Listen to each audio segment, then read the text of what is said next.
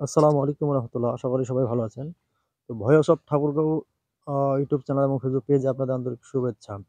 তো আজকে আমরা আলোচনা করব যে গতকালকে যেই ম্যাচটি ইন্ডিয়া এবং আফগানিস্তানের আসলে হয়েছে, এক কথায় অসাধারণ। ইন্ডিয়ার সাথে যে এইরকমভাবে আসলে আফগানিস্তান ম্যাচ খেলবে এবং ঘুরে দাঁড়াবে, এটা কিন্তু একটা বিশাল আ আসলে ব্যাপার হয়েছে। তো আমরা যেটা দেখেছি যে ২১২ রানের টার্গেটে কিন্তু আফগানিস্তান ব্যাট করতে নামে এবং ২১১ রান করে ম্যাচটা কিন্তু ড্র করেছিল আপনার আফগানিস্তান। তারপরে আবার দেখা গেছে আফগানিস্তান ২১৭ রানের টার্গেট দিয়েছে সুপার ওভারে। তারপর দেখা গেল ইন্ডিয়া ব্যাট করতে নেমে আবার ১৬ রান করে ম্যাচটা কিন্তু ড্র করেছে। তো আসলে আ আফ আফগানিস্তানের মতো একটি দল ইন্ডিয়ার সাথে যে পরিমাণ আসলে আ মানে মোকাবেলা করেছে, এটা এক কথায় অসাধারণ।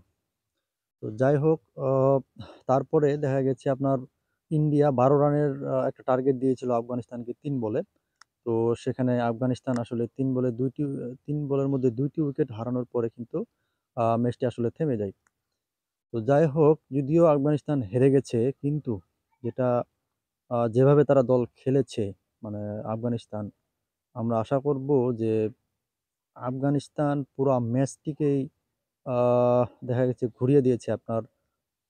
তারপরেও দেখা গেছে যে বিভিন্ন বিভিন্নভাবে তারা আসলে সাপোর্ট পাচ্ছে মানুষদেরকে, যে তারা এভাবে খেলেছে একটা শক্তিশালী টিমের কাছে। শক্তিশালী টিম ইন্ডিয়া, যেটা নাম্বার 1 দল, তাদের কাছে যদি তারা ২১২ রানের টার্গেটে ম্যাচটা ড্র করতে পারে, তাহলে এটা কিন্তু আসলেই একটি আফগানিস্তান দলের জন্য একটি ভালো খবর।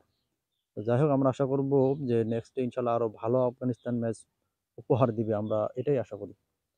তো সবাই ভালো থাকেন। আসসালামু আলাইকুম ওয়া রাহমাতুল্লাহ।